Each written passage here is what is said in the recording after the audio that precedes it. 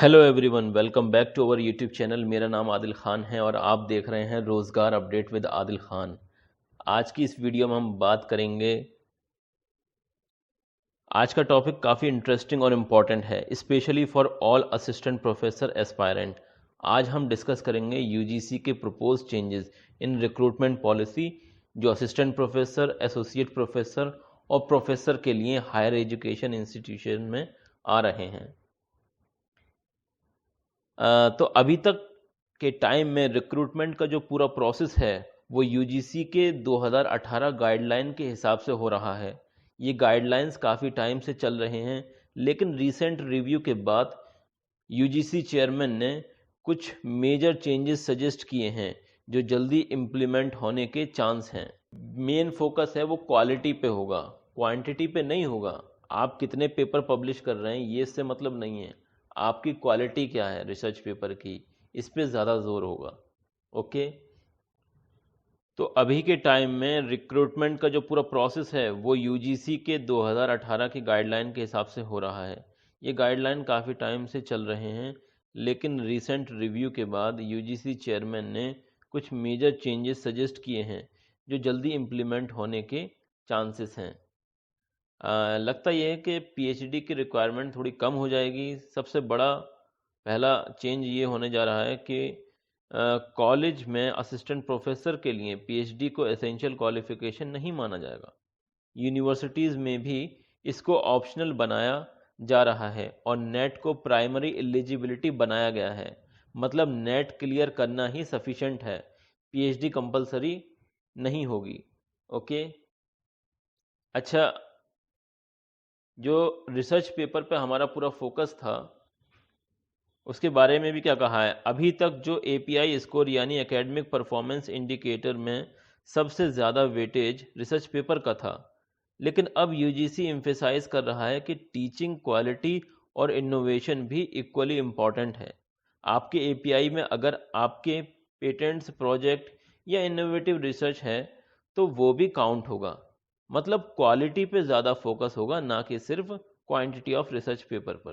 कहने का मतलब ये है कि आप रिसर्च पेपर छापते चले जाएं, पब्लिश कराएं, किसी भी एरे गैरे कहीं भी पब्लिकेशन में करवा रहे हैं, ये नहीं चलेगा। अब आपको एक अच्छे रेप्यूटेड जर्नल में पब्लिश कराना है अपना पेपर, ठीक है। और आपको क्वालिटी पे कंप्रोमाइज़ नहीं करना है। आपको ऐसा नहीं है बहुत सारे पेपर लिखने हैं, आपको जो भी पेपर लिखना है बहुत अच्छे क्वालिटी का लिखना है। पूरा उस पर फोकस आ गया है।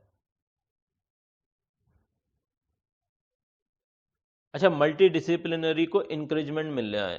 क्या मतलब है? एक और इंटरेस्टिंग एस्पेक्ट जो प्रपोज किया गया है वो ये है कि अगर आप मल्टीपल डिसिप्लिन में क्वालिफाइड हैं या इंटरडिसिप्लिनरी स्टडीज़ में कुछ अचीव किया है तो आपको प्रेफरेंस मिलेगा।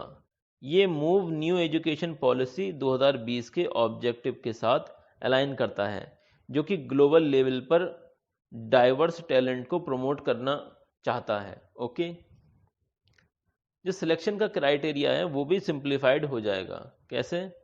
इस नए ड्राफ्ट में रिक्रूटमेंट प्रोसेस को और भी ट्रांसपेरेंट और सिंपल बनाने पर फोकस किया गया है। सिर्फ एकेडमिक और टीचिंग एक्सपीरियंस नहीं, लेकिन स्टार्टअप्स, एंटरप्रेन्योरशिप और इंडस्ट्री एक्सपोजर भी मेरिट लिस्ट के पार्ट बन सकते हैं।